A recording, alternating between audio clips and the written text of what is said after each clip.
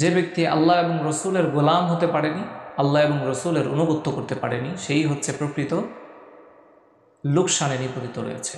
তার কথার সত্যতা যাচাই স্বরূপ আল্লাহ তাআলা সূরাতুল আসরকে নাজিল করেছেন। সূরাতুল আসর নাজিল করে আল্লাহ তাআলা বলছেন প্রথমেই ওয়াল আসর, তিনি সময়ের শপথ করে বলছেন। কেন সময়ের শপথ করলেন? সময় অত্যন্ত একটি গুরুত্বপূর্ণ বিষয়। সময় মানুষকে সফলতা শেখায়।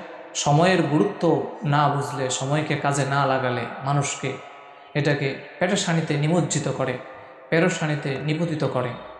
সময় এমন এক বিষয় যেটাকে মূল্যায়ন করলে পৃথিবীতে হতে পারেন আপনি সর্বোচ্চ সফল, আবার আখিরাতেও হতে পারেন আপনি সর্বোচ্চ সফল। তাহলে সময় অত্যন্ত গুরুত্বপূর্ণ একটি বিষয়। সেহেতু সময়কে আল্লাহ তাআলা ইন্ডিকেট করছেন, সময়ের কসম করে বলছেন ওয়াল আসর, একটা নির্দিষ্ট সময়ের কসম করে আল্লাহ তাআলা বলছেন। আর আল্লাহ তাআলার প্রত্যেক কথাই তো দামি, তাহলে আল্লাহ তাআলা সময়ের কসম কেন করলেন? তাহলে অন্য কথা কি আল্লাহর মূল্য নাই? তাহলে কেন সময়ের মূল্য, সময়কে কেন ইন্ডিকেট করে, সময়কে কেন কসম হিসাবে ব্যবহার করলেন?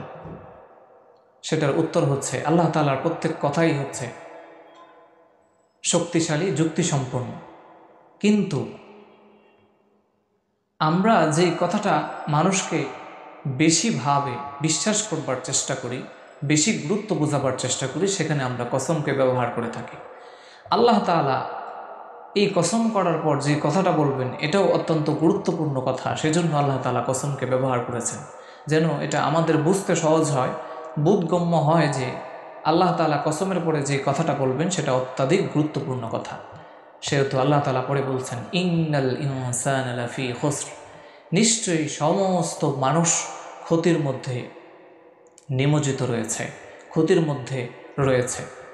ইন্নাল ইনসানা লাফি খুসর, পৃথিবীর সমস্ত মানুষ ক্ষতির মধ্যে নিমজ্জিত আছে, ক্ষতির মধ্যে নিপতিত আছে। তারপর কি বললেন? ইল্লাল্লাযীনা, তারা ছাড়া। কারা ছাড়া? আমানু, যারা ঈমান এনেছে এবং বিশ্বাস করেছে। আমানু, ঈমান এনেছে। ওয়া আমিলুস সলিহাত, এবং কি করেছে? আমলে সলেহ করেছে। এখন এই আমলে সলেহ কি? আমলে সলেহ হচ্ছে ভালো কাজ। আমলে সলেহ হচ্ছে মানুষকে অন্যায় থেকে ফেরানো। আমলে সলেহ হচ্ছে অন্যায়কে বাধা দেওয়া।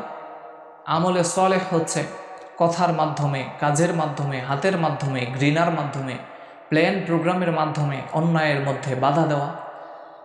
আমলে সলেহ হচ্ছে উত্তম চরিত্র, উৎকৃষ্ট চরিত্র গঠন করা। আমলে সলেহ হচ্ছে জাকাত ফরজ হলে জাকাত দেওয়া। আমলে সলেহ হচ্ছে সওম ফরজ হলে সওম রাখা। আমলে সলেহ হচ্ছে 5 ওয়াক্ত নামাজ সময় মতো, ওয়াক্ত মতো আদায় করা। আমলে সলেহ হচ্ছে মানুষের সাথে ভালো কথা বলা। আমলে সলেহ হচ্ছে মানুষের উপকার করা।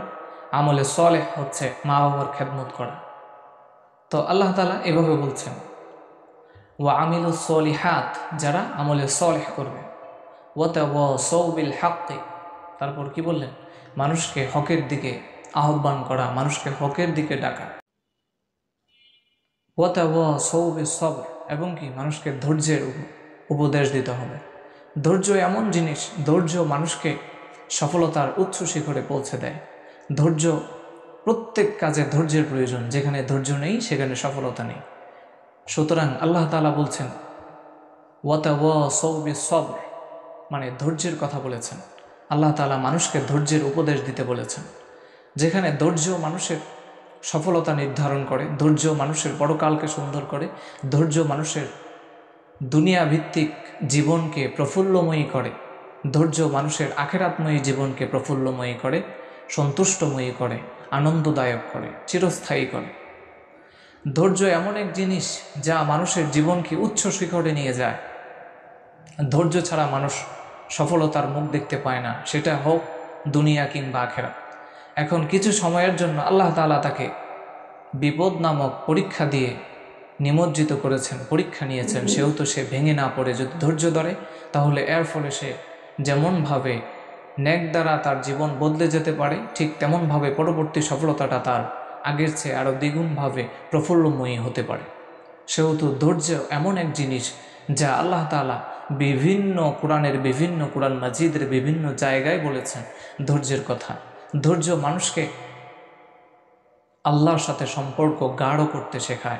ধৈর্য মানুষকে আল্লাহর সাথে সম্পৃক্ত করতে শেখায়। ধৈর্য মানুষকে আল্লাহর সাথে সম্পর্ক করতে শেখায়। ধৈর্য মানুষকে আল্লাহর সাথে সম্পর্ক গড়তে শেখায়। ধৈর্য মানুষকে ভালো কিছু পেতে শেখায়। সেহেতু আল্লাহ তাআলা ওয়াতাওয়াসাউ বিস-সবর, সবরকে, ধৈর্যকে আঁকড়ে ধরার আদেশ করেছেন বিভিন্ন আয়াতের মধ্যে। সেহেতু আমাদেরকে ধৈর্যশীল হতে হবে।